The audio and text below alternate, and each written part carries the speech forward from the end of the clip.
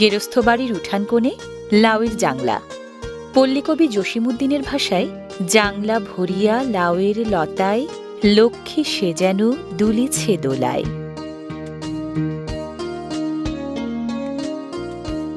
সাধের লাউ এবং লাউয়ের আগা ডগা পাতার জাদুতে গ্রামবাংলায় বৈরাগে কিন্তু কম বেশি সবাই।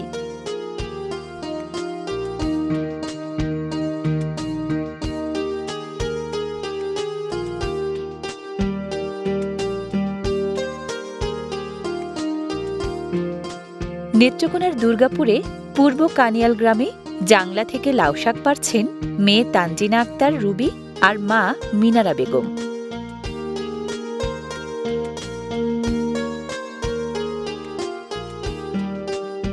প্রায় 1000 বছর আগে বচন রচয়িতা বিদুষী নারী খনা বলে গেছেন, ছায়ের লাউ উঠানে ঝাল, করো বাপু চাষার ছাওয়াল, বাঁশবনে লাউ উঠানেতে ঝাল, জন্মে উত্তম ফল যেন চিরকাল।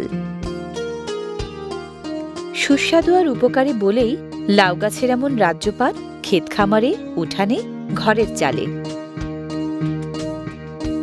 লাউ এক প্রকার লতান উদ্ভিদ, ইংরেজিতে বলা হয় বটল গোর্ড। উদ্ভিদ বিজ্ঞানীরা বলেন লাজেনারিয়া সিসেরারিয়া। লাউয়ের পাতা সরল ও একান্তর, সবুজ ও নরম। এর বোঁটা লম্বা এবং ভেতরে ফাঁপা। লাউ একলিঙ্গ গাছ হওয়ায় পুরুষ গাছ ও স্ত্রী গাছে আলাদা আলাদা ফুল ধরে।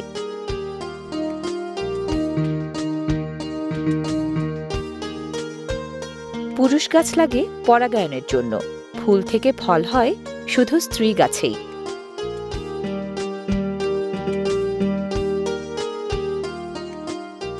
লাউ গাছে লাউ ফলাতে কিন্তু খুব বেশি যত্ন আনতে লাগে না। চারা গাছ লাগিয়ে বাড়ির উঠোনে মাচান বা জাংলা বানিয়ে দিলে অথবা ঘরের চালে তরতর করে বেড়ে ওঠে এই গাছ। একসময় শুধু শীতকালীন সবজি হিসেবে পরিচিত হলেও এখন লাউ কিন্তু কম বেশি সারা বছরই পাওয়া যায়।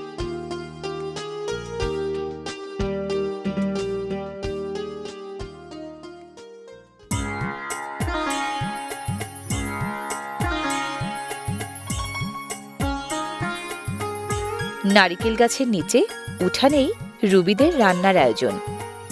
সরিষা ও নারিকেল দিয়ে মা আর মেয়ে আজ রাঁধবে লাউ শাক ভাজি।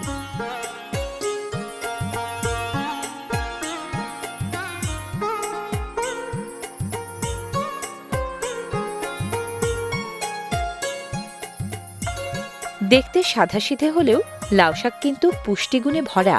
এতে আছে উচ্চমাত্রার vitamin C, calcium, magnesium, iron, folic acid, beta carotene, lutein, zeaxanthin এবং ফাইবার। পাতার মতো একই পুষ্টিগুণ আছে লাউয়ের ডগাতেও।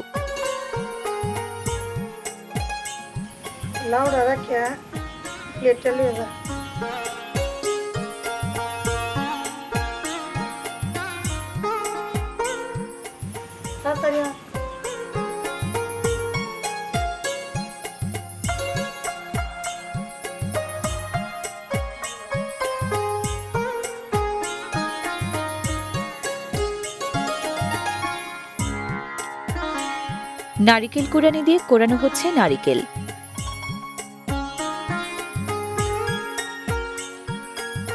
নারিকেল কোড়ানোর ফাঁকে মিনারা বেগম ধুয়ে নিচ্ছেন লাউ শাক।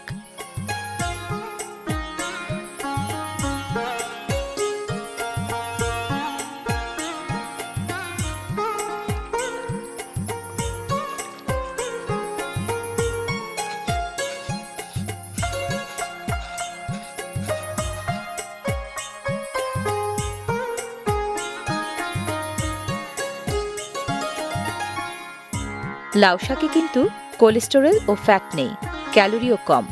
লাউ শাক তাই বাড়তি ওজন কমায়। পুষ্টিগুণ আর উপকারিতা নারিকেলেরও কিন্তু কম না। উপকারী নারিকেল কিডনি স্টোনের ঝুঁকি ও বাড়তি ওজন কমায়, থাইরয়েড হরমোন, ব্লাড প্রেশার ও ব্লাড ইনসুলিন নিয়ন্ত্রণে রাখে, শারীরিক ক্লান্তি ও ত্বকের সমস্যা দূর করে, ডায়াবেটিস, হৃদরোগ, ক্যান্সার, দাঁত ও হাড় ক্ষয়ও সামাল দেয়।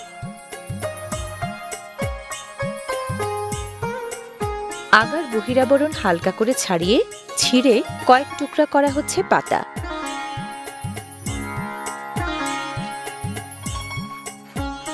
সুস্বাদু নারিকেলের ইংরেজি নাম কোকোনাট সকলের জানা থাকলেও বৈজ্ঞানিক নামটা হয়তো কারো কারো জানা নেই, কোকোস নুসিফেরা।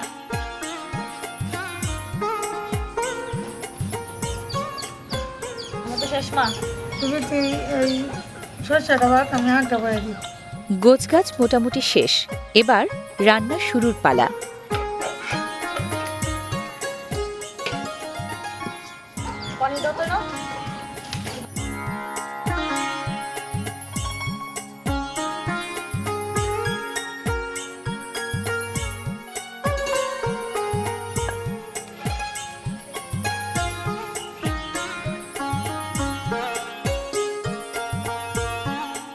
চুলায় চড়েছে কড়াই, কড়াইয়ে দেয়া হলো লাউ শাক।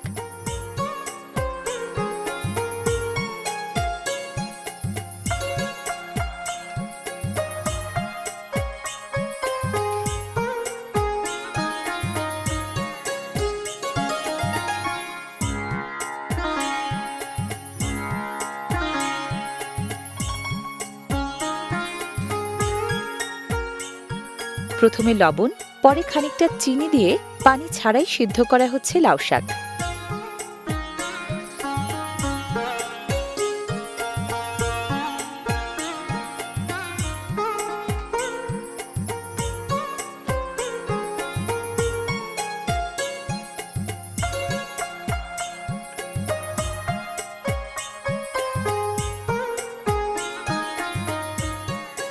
সেদ্ধটা যেন ঠিকঠাক মতো হয় সেজন্য নেড়েচেড়ে দেয়া হচ্ছে।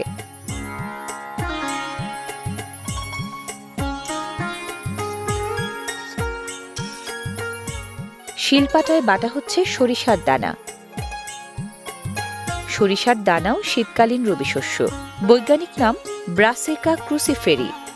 তেল উৎপাদক এই দানা দারুণ স্বাদবর্ধক।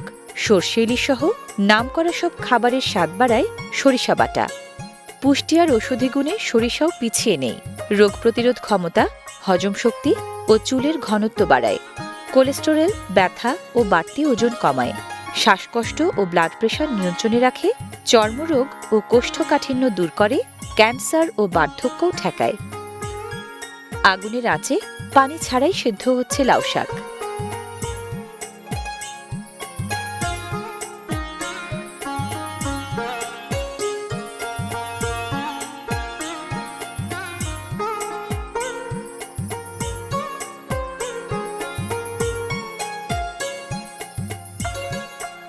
কড়াইয়ে এবার তেল।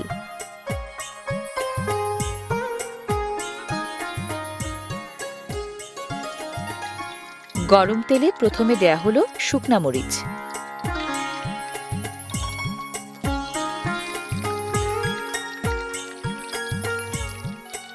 এরপর রসুনের কুচি,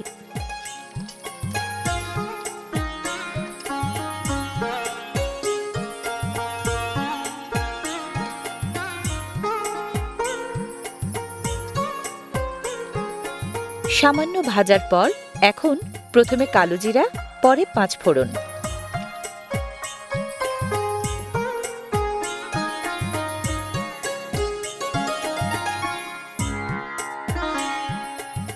মশলাপাতির মধ্যে এবার সেদ্ধ করা লাউ শাক।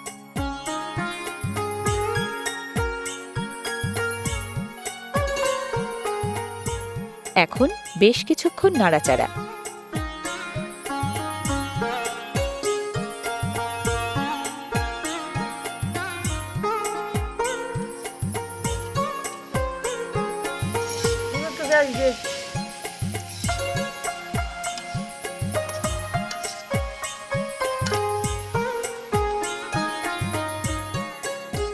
বেটে রাখা পেঁয়াজ দেয়া হলো লাউ শাকে।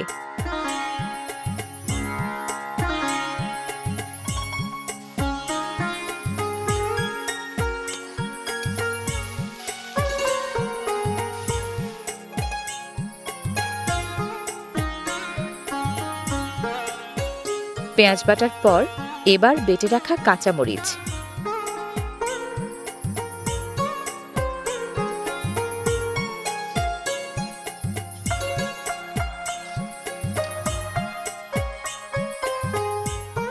এবার পালা কুড়িয়ে রাখা নারিকেলের। একের পর এক উপাদান যোগ হচ্ছে, নাড়ানিটা কিন্তু থেমে নেই।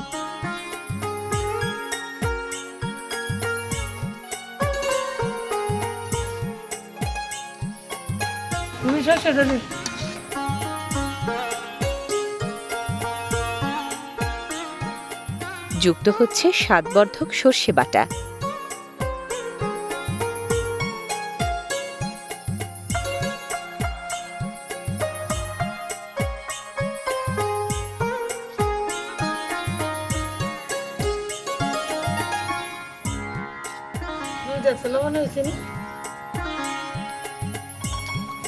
লবণ দাও।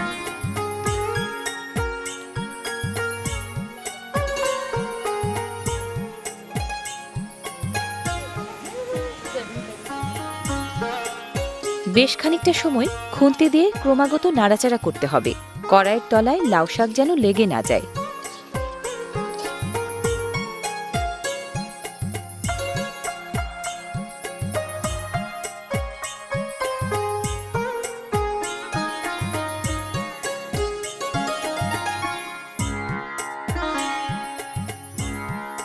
ধোঁয়া বিলাচ্ছে লাউ শাক ভাজি। রান্নাটা মনে হয় শেষের দিকে।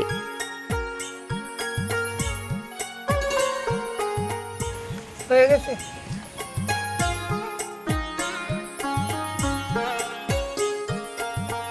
রান্না শেষ, লাউ শাক ভাজি তাই কড়াই থেকে পাত্রে।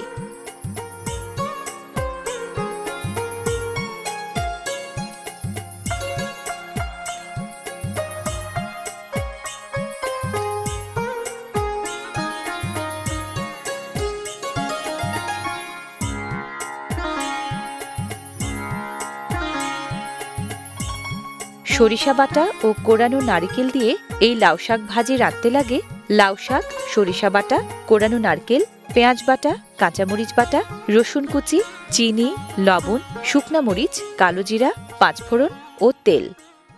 তোমরা আসো, শাক রাঁধছি, খাওয়া দাওয়া কিরম লাগে?